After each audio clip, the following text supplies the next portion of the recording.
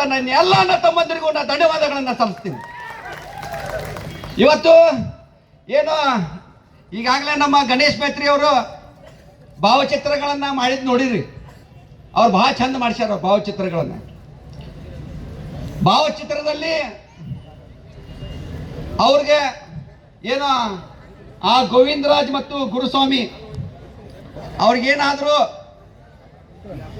ಬಾಗಲಕೋಟೆ ಜಿಲ್ಲೆ ಅನ್ನೊಂದು ನೆನಪಾಗಬೇಕಾಗಿತ್ತು ಅಂತ ಹೇಳಿದ್ರೆ, ಇವತ್ತು ಇಲ್ಲಿ ನಡೆದಂತ ಪ್ರತಿಭಟನೆಯನ್ನ ನೋಡಿ ನನಗನ್ಸಿದ ಮಟ್ಟಿಗೆ ಕರ್ನಾಟಕ ರಾಜ್ಯದಲ್ಲಿ ಅಷ್ಟೇ ಅಲ್ಲ, ಭಾರತ ದೇಶದ ಇತಿಹಾಸದಲ್ಲಿ ಅವ್ರ ಇತಿಹಾಸವನ್ನ ಓದ್ಕೋಬೇಕು ಗುರುರಾಜ್ ಅವರು ಮತ್ತು ಗೋವಿಂದರಾಜು. ದಯಮಾಡಿ ನನ್ನ ಅಣ್ಣ ತಮ್ಮಂದಿರಲ್ಲಿ ವಿನಂತಿ, ರಕ್ಷಿತಾ ಈಟಿ ಅವರು ದಯಮಾಡಿ ಕೂಡಬೇಕು. ಇನ್ನು ಪ್ರಕರಣದಲ್ಲಿ ಆದಂತ 2003ರಲ್ಲಿ ಪ್ರತಿಭಟನೆಯನ್ನ ಅವ್ರ ಹಿಂದೆ ಮೇಲಕ್ಕೆ ಹಾಕಬೇಕು.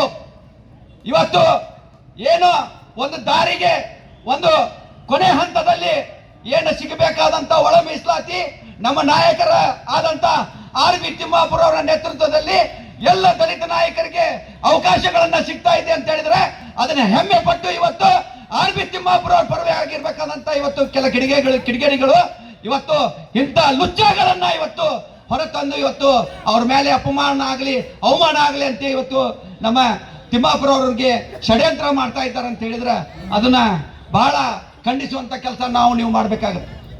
ಈ 35 ವರ್ಷಗಳ ಇತಿಹಾಸದಲ್ಲಿ ಯಾವ್ದಾದ್ರೂ ನಿರಂತರವಾಗಿ ಪ್ರತಿಭಟನೆ ಮಾಡಿದ್ರು ಅಂತ ಹೇಳಿದ್ರೆ ಅದು ದಲಿತ ಸಮುದಾಯದ ಮಾದಿಗ ಸಮಾಜ.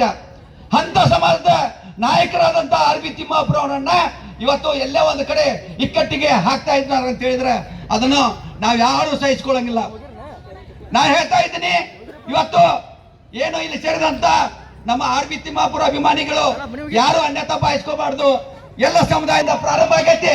ಮುಂದೆ ಬಂದ ಮೇಲೆ ನಮ್ಮ ಗಣೇಶ್ ಮೇತ್ರಿ ಅವರ ಖಾಲಿ ಭಾವಚಿತ್ರದಲ್ಲಿ ಫೋಟೋ ಹಾಕ್ಯಾರ, ನಿನ್ನ ಕೊಳ್ಳಾಗ ಚಪ್ಪಲಿ ಹಾಕಿ ಮೆರವಣಿಗೆ ಮಾಡುವಂತ ಕೆಲಸವನ್ನ ಮುಂದೆ ಮಾಡಬೇಕಾಗತ್ತೆ ಅಂತ ಹೇಳಿ ಇವತ್ತು ಇಲ್ಲಿ ಸೇರಿದಂತ ನನ್ನ ಅಣ್ಣ ತಮ್ಮಂದಿರು ತಾಯಂದ್ರು ಬಹಳ ಪ್ರೀತಿ ವಿಶ್ವಾಸದಿಂದ ಎಲ್ಲ ಸಮಾಜದವರು ಇವತ್ತು ತಿಮ್ಮಾಪುರ ಇರಬೇಕು.